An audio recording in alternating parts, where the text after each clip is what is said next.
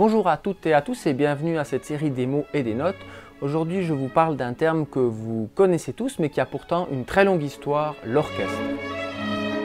À notre époque, l'orchestre symphonique est une institution à la fois culturelle et sociale, avec un effectif plus ou moins standard, donc un nombre fixé d'instrumentistes qui est centré autour des cordes et puis de quelques pupitres de vent et de cuivre. Il y a tout un répertoire spécifique qui lui est destiné mais qui s'inscrit dans une période assez restreinte de l'histoire de la musique, à savoir grosso modo les 18e et 19e siècles. L'origine du terme orchestre remonte à l'Antiquité grecque, et en particulier dans le théâtre ancien, donc avec Échille, Sophocle, Euripide. Dans la tragédie et la comédie de l'époque, on va mêler à la fois le théâtre, la musique et la danse. Aux côtés des acteurs, on va donc trouver un chœur qui est constitué de 12 à 24 personnes en général, qui est dirigé par le coryphée. Ce chœur a pour but de commenter l'action entre les différentes parties récitées ou parlées. On va avoir donc des chorégraphies qui sont des danses exécutées par le chœur. Dans le théâtre grec, donc dans l'architecture de ce théâtre, le lieu où le chœur danse s'appelle l'orchestra. Il s'agit donc de l'espace entre les gradins et la scène, comme vous pouvez le voir ici. L'orchestre peut être totalement sphérique, comme c'est le cas à Dodone, ou alors un peu plus tardivement, il peut avoir la forme d'un demi-cercle, c'est le cas dans le théâtre d'Orange. À la Renaissance, lors du renouveau pour la nomenclature grecque notamment, on va utiliser ce terme d'orchestre pour désigner l'espace qui est immédiatement devant la scène, sans avoir évidemment toute l'architecture complète d'un théâtre grec. Et c'est dans cet endroit-là qu'on va fixer les musiciens qui vont accompagner la danse ou le chant, en l'occurrence dans l'opéra. Entre la fin de la Renaissance et le début du baroque, grosso modo vers 1600, le terme orchestre ou orchestra désigne donc encore le lieu et non l'ensemble qui prend place dans ce lieu. Les ensembles qui accompagnent et la danse et l'opéra sont en général assez restreints. On a quelques instrumentistes, mais on peut trouver des rassemblements beaucoup plus vastes de différents musiciens pour des occasions particulières. Donc on va pouvoir trouver des viols, enfin tous les instruments de la famille des viols de gamme, des luttes, des flûtes, des trompettes, des sacs-boutes, des cornets à bouquins, différents claviers, essentiellement clavecins ou épinettes. On a par exemple des témoignages tout au long du XVIe siècle de différents intermédies qui ont lieu à Florence, qui sont donc des intermèdes musicaux qui vont s'intercaler entre les différents actes d'une pièce de théâtre. Le plus célèbre est probablement celui pour la pièce La Pellegrina, qui a donc lieu en 1589 à Florence. Entre la fin de la Renaissance et le début du baroque, on a évidemment toute une grande tradition d'œuvres polychorales. C'est le cas notamment de Andrea et Giovanni Gabrieli à Saint-Marc à Venise qui font de la polychoralité. Vous avez différents chœurs qui dialoguent et puis parmi ces chœurs, un peut être exclusivement instrumental ou voire même plusieurs qui sont instrumentaux avec des effectifs évidemment très variables. On n'est encore pas dans la standardisation qui va toucher le XVIIIe siècle. Ça dépend évidemment des musiciens qu'on a à disposition qui sont engagés par contrat sur l'année. On trouve le même phénomène dans d'autres grandes cours, notamment à Munich, à la cour de Albrecht V, sous la direction de Orlando di Lasso. Vous avez ici une illustration avec une chapelle musicale extrêmement fournie. À côté de ces grandes œuvres polychorales qui sont souvent destinées à l'église en réalité, vous avez toute une série d'événements musicaux ou artistiques qui recourent à des grands effectifs. Alors on a parlé de l'Italie et de l'Allemagne, c'est le cas aussi en France où vous avez un premier témoignage en 1581 du fameux ballet comique de la Reine où vous allez avoir quelque chose qui dure 5 heures et qui va enchaîner des danses, des chants et des déclamations.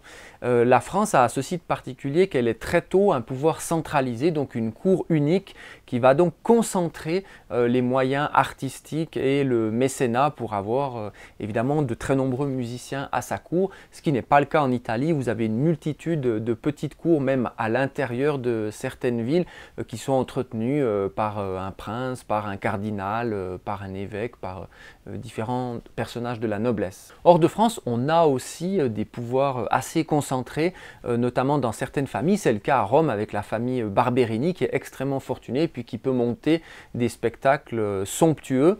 On a un témoignage notamment d'une fête donnée le 28 février 1956 à Rome, donc durant le carnaval, pour accueillir la reine Christine de Suède qui vient s'établir temporairement à Rome. Vous voyez ici une toile de Filippo Lauri et Filippo Gagliardi, évidemment avec un effectif artistique gigantesque, évidemment le public représenté aussi. Et puis au sommet de l'arche ici, vous voyez dans les fenêtres quelques musiciens qui sont représentés. Ce n'est pas encore des orchestres extrêmement fournis, mais vous avez quand même certains instruments qui sont représentés. Ça n'est pas encore la formation de l'orchestre classique, évidemment. On est plutôt ici dans un instrumentarium issu de la Renaissance et puis du tout début baroque, avec encore beaucoup de luth et puis de la famille des viols de gambe. Ces grands spectacles sont évidemment un prétexte pour montrer, pour afficher la richesse et le pouvoir de certaines familles ou de certains personnages importants. On a la même chose qui se produit dans le domaine de l'opéra, puisque l'opéra à son origine est un spectacle de cour qui est représenté dans les salons d'un prince ou d'une personnalité. À partir de 1637, on a l'ouverture des premiers opéras publics, des premières maisons d'opéra publiques à Venise, et donc ce sera ouvert aux spectateurs, lambda on pourrait dire, qui va payer sa place un peu comme ça se passe aujourd'hui. Les moyens sont évidemment plus limités et donc les orchestres qui vont accompagner ces opéras vont être aussi un tout petit peu réduits. On n'est plus dans le faste des illustrations qu'on a pu voir précédemment. Dans les différents palais ou dans les petites cours de chaque ville, on va trouver quelques musiciens qui sont engagés, qui sont salariés à l'année, on pourrait dire. C'est des effectifs assez réduits. Ce qu'on joue principalement, ce sont des sonates en trio. Ça veut dire que ça nécessite 4 personnes. Donc la sonate en trio, c'est en principe 2 parties supérieures, donc souvent 2 violons, et puis 2 musiciens qui font ce qu'on appelle le continuo, donc l'accompagnement, la basse continue, à savoir très souvent un clavecin, quelqu'un qui joue du clavier, et puis un instrument mélodique qui joue la ligne de basse, donc souvent un violoncelle. Avec 4 musiciens, vous pouvez déjà évidemment faire toute une série de musiques expressément composées pour cet effectif, et chaque musicien a sa voix. On a un seul violon qui joue la partie de violon 1, un seul violon qui joue la partie de violon 2. Et c'est ça qui distingue ce qu'on appelle la musique de chambre, où on a un instrumentiste par partie, de la musique orchestrale, où en réalité on a 2, 3, 4, 5 personnes qui jouent la même voix. C'est en France qu'on trouve le premier exemple d'orchestre permanent, ça veut dire avec plus d'un musicien par partie. Ça se passe sous Louis XIII et puis ce sera évidemment amplifié avec son successeur Louis XIV. On a les premières traces écrites qui datent de 1607 où vous avez 12 instrumentistes qui vont être appointés comme violon du roi, qui devient une charge qui peut se transmettre de façon héréditaire ou qui peut s'acheter aussi. En 1618, l'effectif passe à 24 violons et donc ça va devenir les fameux 24 violons du roi qui vont rester en service jusqu'en 1761. Dans cet orchestre à la française, on va avoir 5 parties, ça veut dire qu'on va avoir 5 voix différentes. On a une description de Marin Mersenne en 1636 dans son fameux traité L'harmonie universelle qui fait le détail de cette distribution. Donc vous avez 6 dessus, 4 hautes contre, 4 tailles, 4 quintes et puis 6 basses de violon. À noter que cette formation est particulière à la France où on a 5 parties. Si on parle de l'orchestre, on va dire classique, traditionnel, on a plutôt 4 parties, à savoir violon 1, violon 2, alto, violoncelle, auquel on adjoint les contrebasses. On peut écouter à titre d'exemple un petit extrait de musique qui a été donné en 1627 en l'honneur de Louis XIII, donc en sa présence par les 24 violons du roi. Il s'agit ici d'une danse qui porte le titre de Les Suisses.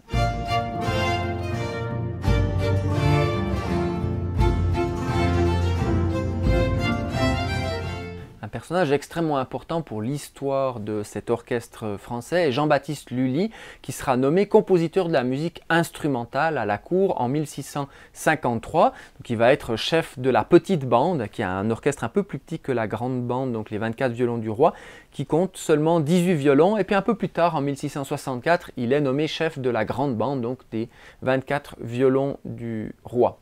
Lors de grandes occasions, Lully va diriger une sorte de réunion de ces deux bandes de violon et parfois renforcée aussi par ce qu'on appelle la grande écurie, donc c'est-à-dire les vents, les trompettes, les timbales qui sont traditionnellement rattachés à la cavalerie. Donc c'est une cavalerie montée avec les musiciens qui peuvent jouer à cheval. Un exemple type de ce genre de divertissement, ce sont les Plaisirs de l'île Enchantée qui datent de 1664 et qui constituent 3 jours entiers de divertissement pour fêter les débuts des travaux de la construction du château de Versailles. Vous voyez ici une représentation de ce spectacle de 3 jours par des gravures qui ont immortalisé le faste et disons la richesse de ces cérémonies. L'opéra français est aussi extrêmement fastueux. Lully a un monopole pour composer ses opéras qu'on appelle d'ailleurs tragédie lyrique en France. Vous voyez ici une illustration, une gravure de l'Alceste de Lully qui date de 1674 et vous voyez donc la scène et puis juste devant la scène visible on voit 2 box, un à gauche, un à droite où on poste les musiciens. Vous voyez qu'ils sont extrêmement nombreux, on est très loin de l'opéra vénitien des années 1640-50 où on a simplement une poignée de musiciens. Ce faste musical de la cour de Louis XIV va faire une très forte impression sur tous les visiteurs qui viennent en France dans ces années-là. Et puis cette cour va être imitée évidemment dans toute l'Europe. On va avoir en Allemagne énormément de musiciens français qui vont être engagés pour amener leur savoir et leur pratique à l'extérieur de France, ou alors des musiciens allemands qui sont envoyés pour étudier auprès de Lully ou comme membre de son orchestre. On est en plein siècle d'or de la France évidemment, et donc cette mode des grandes bandes de musiciens va se répandre partout, notamment en Italie dès les années 1660. On trouve par exemple un témoignage ici d'un compositeur Marcantonio Cesti, assez connu à l'époque, qui va composer une serenata avec une indication particulière qui dit al uso dei concerti di Francia. Et puis après il y a toute une explication, c'est simplement pour dire comment constituer l'orchestre, et donc ici on a vraiment une imitation de cette texture qu'on retrouve en France. À Rome, on trouve aussi de nombreux groupes de musiciens qui sont employés par des cardinaux, des ambassadeurs, des nobles, des églises. Chacun a à son service 2, 3, 4, 5, 6 musiciens. Et puis, il peut arriver que pour des occasions particulières, on va rassembler différents groupes sous la direction d'une personnalité pour avoir ce faste qu'on trouve notamment en France. Très souvent, c'est un violoniste et compositeur très connu de l'époque qui dirige tout ça, et c'est Arcangelo Corelli, qui est un des compositeurs les plus en vue à l'époque à Rome. En 1687, on a 2 grands concerts publics qui ont lieu à Rome sur la place d'Espagne et qui contrastent assez fortement avec la représentation de tout à l'heure, donc cette cérémonie de 1656, soit par les instruments, soit par la taille de l'orchestre aussi. Le premier de ces concerts a lieu pour la guérison de Louis XIV et il est payé évidemment par l'ambassadeur de France à Rome. Et donc Corelli va rassembler les meilleures cordes de Rome pour donner un concert gigantesque. Vous voyez ici, c'est immortalisé dans une gravure de Mariotti. Vous avez aussi des descriptions de voyageurs qui en parlent, avec 45 minutes de musique qui sont présentées. Et puis vous voyez ici au milieu de la gravure, vous avez les musiciens qui sont représentés avec, si on les compte, grosso modo 34-35 musiciens. Vous voyez aussi qu'on passe à un effectif essentiellement basé sur les cordes, où auparavant on avait un effectif essentiellement basé sur des cornets à bouquin pour l'extérieur avec quelques luttes aussi. Deuxième concert de la même année, 1687, toujours à la place d'Espagne, vous avez un concert pour la reine d'Espagne, Maria Luisa Borbonais, qui s'appelle Applause Musicale. C'est une musique composée par Bernardo Pasquini, aussi un des grands compositeurs de la Rome de cette époque. Et vous avez environ 60 cordes qui sont réunies avec 2 chefs qui dirigent tout ça, et un des 2 est encore le fameux Arcangelo Corelli. Vous voyez ici une gravure de Christopher Shore qui représente cette chose-là avec un grand orchestre, évidemment basé sur les cordes. On dénombre grosso modo 48 violons et altos, 11 violoncelles et basses, et puis quand même toujours du continuo avec 2 clavecins, 2 luttes, et puis 2 chefs sur un podium. On peut dire que ce genre d'exemples sont des cas particuliers puisqu'on va réunir un nombre assez impressionnant de musiciens et c'est des exceptions dans la gestion de l'effectif d'un orchestre évidemment. Mais le personnage de Corelli est extrêmement important puisque dans les différents orchestres des palais ou des cours, il va être un modèle en réalité pour le répertoire composé pour ces petits effectifs. On va avoir une tendance générale qui s'incarne par deux caractéristiques propres. La première, c'est l'augmentation du nombre de cordes globalement, de l'effectif de la sonate en trio jusqu'à l'effectif de l'orchestre classique évidemment. Et puis la deuxième caractéristique, c'est le remplacement des vents de la Renaissance, donc cornet, chalmis, par des vents baroques français, donc la flûte, le hautbois, le basson. L'Italie subit l'influence de la France au niveau de l'orchestre. On va avoir une lente évolution sur une ou deux décennies. On va passer de quelques musiciens engagés à la cour qui peuvent donc jouer des sonates en trio, 3-4 instruments avec une personne par partie, à quelque chose de plus grand. Alors comment ça se passe en réalité dans le répertoire? On va avoir ce chœur de musiciens engagés qui va former ce qu'on appelle le concertino dans certaines pièces, d'accord, un petit orchestre de cour. Et puis, on va engager de temps à autre des musiciens de la ville, en un peu plus grand nombre, qui vont constituer ce qu'on appelle le concerto grosso ou le ripieno, donc une partie un peu plus grande. Et donc, c'est la naissance de cette idée du concerto grosso où vous avez un petit groupe qui dialogue avec un plus grand groupe. On voit ça notamment chez un compositeur extrêmement important dans cette évolution qui s'appelle Alessandro Stradella. Dans la musique vocale notamment, dans les opéras ou les oratorios, vous allez avoir différents groupes d'instruments qui dialoguent avec quelque part un groupe qui est en résidence à la cour et puis des supplémentaires qui sont engagés pour faire le concerto grosso. Vous voyez ici sur la partition, vous avez 3 instrumentistes qui forment le concertino, donc le petit concerto, et puis 4 parties qui forment ce qu'on appelle le concerto grosso. On peut écouter juste un extrait du début d'un air tiré de Saint Jean-Baptiste et créé en 1675 à Rome.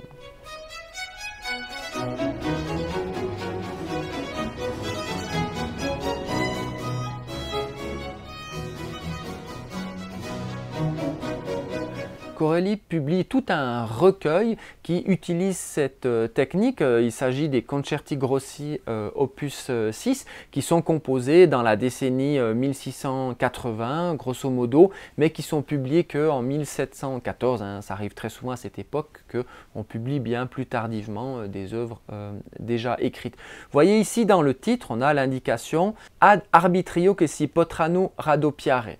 Alors c'est cette idée que le concerto grosso peut avoir des doublures, donc avoir 2, 3, 4 personnes qui jouent chaque partie. Si on prend un exemple tiré de ce recueil, le numéro 2 de cet opus 6, vous voyez ici qu'on a évidemment le concertino avec 3 instrumentistes solistes, et puis en dessous le concerto grosso où vous avez 4 voix qui sont jouées par plusieurs instrumentistes et les deux groupes se répondent.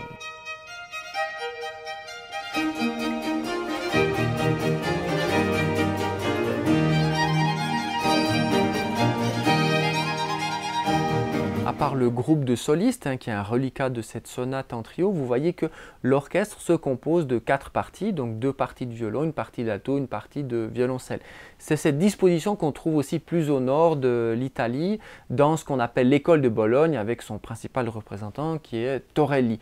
Et vous allez avoir cette écriture à 4 parties qui va se généraliser en Italie, et qui contraste donc avec cette écriture à 5 parties qu'on a vue en France. Progressivement, par un changement de mode, on passe du goût français au goût italien à travers l'Europe. On va avoir évidemment les différents orchestres qui vont plutôt adopter cette écriture à 4 parties plutôt que celle à 5 parties de la France. Ce changement concerne évidemment les cordes, mais vous avez petit à petit différents instruments à vent qui vont être ajoutés à cet effectif selon les moyens évidemment, et ça se passe principalement dans le domaine de l'opéra. Une des personnalités dominantes de cette époque, c'est évidemment Alessandro Scarlatti, qui écrit énormément d'opéras. Vous avez ici un exemple assez célèbre, la Griselda, qui date de 1721, et vous voyez que sur la partition, vous allez avoir dans cette ouverture d'opéra qu'on appelle Sinfonia Avanti l'opéra, 2 trompettes, 2 hautbois, violon 1, violon 2, alto et puis basso, c'est donc violoncelle ici. On peut écouter le tout début de cette sinfonia.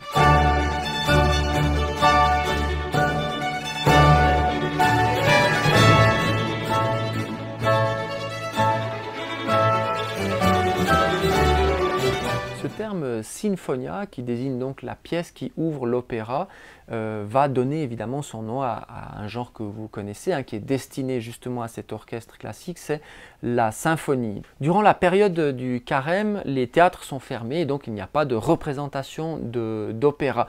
On va instaurer à la place ce qui va devenir le concert, puisque auparavant, en réalité, l'orchestre, on pouvait l'entendre soit dans une messe ou dans une cérémonie, ou alors à l'opéra. Donc durant cette période-là, on va utiliser les effectifs orchestraux pour jouer des pièces qui sont uniquement destinées à l'orchestre. Et c'est ça le lieu de naissance de ce qui va devenir la symphonie. On estime dans un catalogue de Yann Larue qu'il y a environ 16 558 symphonies qui ont été composées entre 1720 et 1810. Donc vous voyez, c'est un nombre faramineux, mais c'était évidemment justifié par le fait que quasiment dans chaque ville, vous aviez cette relâche de l'opéra et donc il y avait besoin d'un répertoire pour ces concerts. On a plusieurs centres extrêmement réputés pour ces fameux concerts.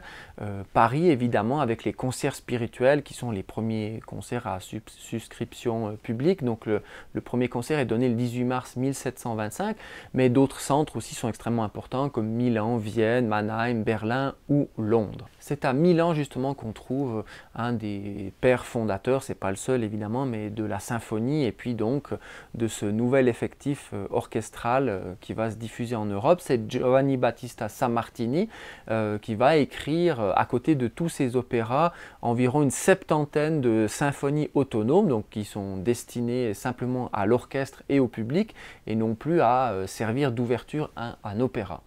On peut écouter ici le tout début d'une symphonie de Sammartini, la symphonie en sol majeur. Vous voyez que l'effectif est celui d'un orchestre à cordes standard, c'est-à-dire violon 1, violon 2, alto, violoncelle.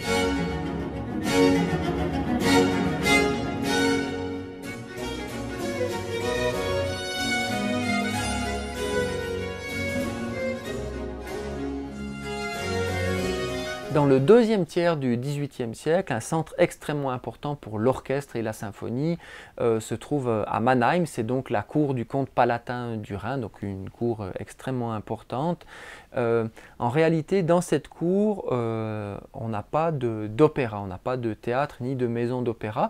Donc l'emphase va être portée sur la musique purement instrumentale. L'électeur palatin Karl Theodor de Bavière va entretenir à sa cour environ 60 musiciens à l'année, à la tête desquels on va trouver deux grandes personnalités extrêmement importantes pour cette époque.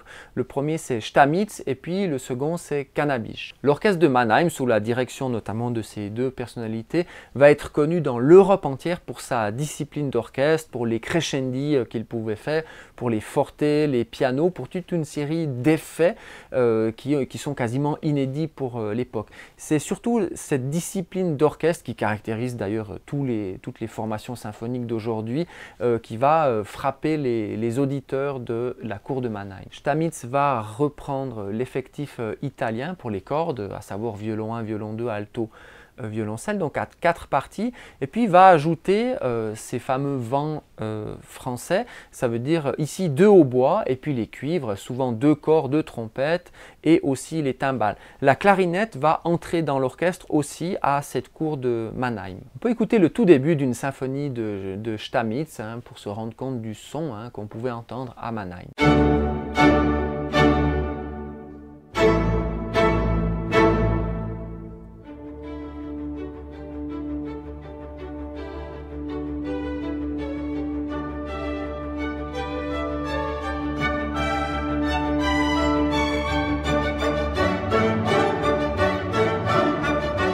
Avec l'introduction de la clarinette et puis de 1 à 2 bassons, vous voyez qu'on a à disposition l'orchestre classique qui va servir à Mozart, Haydn, Beethoven, donc les 3 grands classiques viennois. C'est justement grâce au succès du répertoire écrit par ces trois classiques et essentiellement Beethoven que va s'installer cet effectif standard, puisqu'en réalité les partitions vont circuler et donc on a besoin de cet effectif précis, donc c'est-à-dire les cordes comme j'ai expliqué, et puis les vents par deux, donc deux flûtes, deux hautbois, deux clarinettes, deux bassons et puis de façon optionnelle les cuivres. Ce répertoire classique viennois va rester au répertoire assez tardivement dans le 19e siècle, ce qui va fixer l'effectif de l'orchestre classique. La trajectoire de l'orchestre est donc assez complexe, depuis la toute fin de la Renaissance jusqu'au grosso modo à la fin du 18e siècle et puis Beethoven.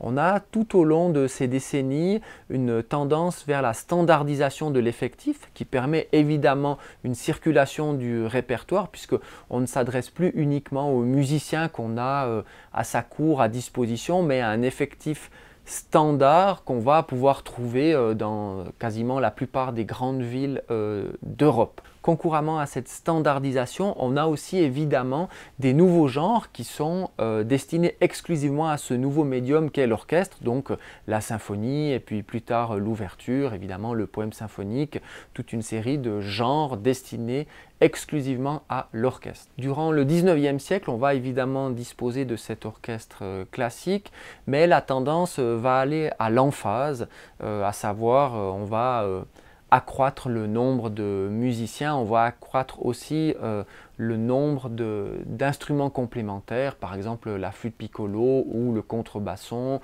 ou le heckelphone dans la famille des hautbois. Tout ça pour déboucher à la fin du 19e siècle avec l'orchestre post-romantique donc de Gustav Mahler et puis de Richard Strauss qui peut dépasser 100-120 instrumentistes. L'histoire de l'orchestre ne s'arrête évidemment pas là, mais tout ça c'est une autre histoire. Je vous remercie de votre attention et vous donne rendez-vous à la prochaine lettre.